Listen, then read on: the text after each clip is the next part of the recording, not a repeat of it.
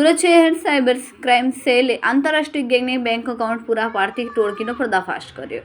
પોલીસે ભાવેશ સિંધેની ધરપકડ કરવામાં આવી. લોકોને કમિશનની લાલચ આપીને બેંક એકાઉન્ટ ખોલાવીને તેના કિટ અને સિમ કાર્ડ દુબઈ મોકલવામાં આવતા હતા. અમૂલ્સ એકાઉન્ટ દ્વારા દેશભરમાં 47,44,64,651નું સાયબર ફ્રોડ થયાનું સામે આવ્યું.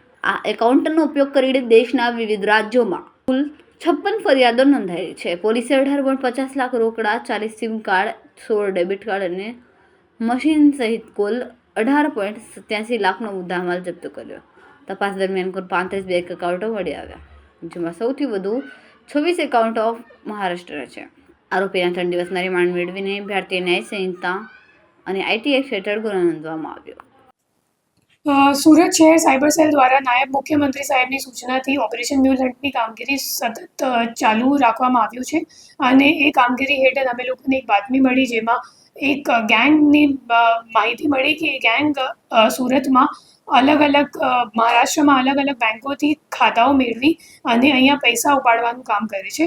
આ બાદમી હકીકત મેળવતા અમે લોકોએ પરમ દિવસે એક રેડ કર્યું.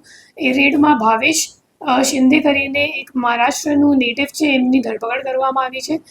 એમની ભૂમિકા એવી રીતની હતી કે જે લોકો એટીએમ કાર્ડથી પૈસા ઉપાડે છે તો એમનેથી કેશ લેવાનું કામ ભાવેશ કરતો હતો અને ભાવેશ પછી આ કેશ હરીશ ચૌધરીને આપતો હતો.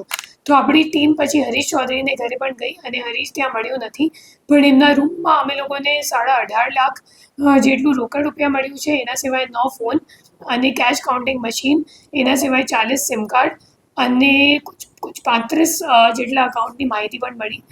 35 અકાઉન્ટમાં કુછ 56 ફરિયાદો NCCRP કમ્પ્લેન્ટ ઉપર દાખલ છે અને જે ફ્રોડની રકમ છે એ 47 કરોડ 74 લાખ જેટલીની છે. અને હાલ આ દિશામાં તપાસ ચાલુ છે, કેમ કે જે દો બે નાસ્તા ફરતા આરોપી છે હરીશ ચૌધરી અને ઋષિકેશ ચૌધરી, એ બંને જણા અગાઉ પણ ઈડીના એક કેસમાં, જે ગેમિંગનો કેસ હતું 4 વર્ષ પહેલાંનું, તો એમાં એ લોકો અરેસ્ટ થઈ ચૂક્યા છે ઓલરેડી. એમને મતલબ ગુનાહિત ઇતિહાસ છે એમને વિરુદ્ધ, અને હજી એમને પકડવા માટેની અમે લોકોની તપાસ ચાલુ છે.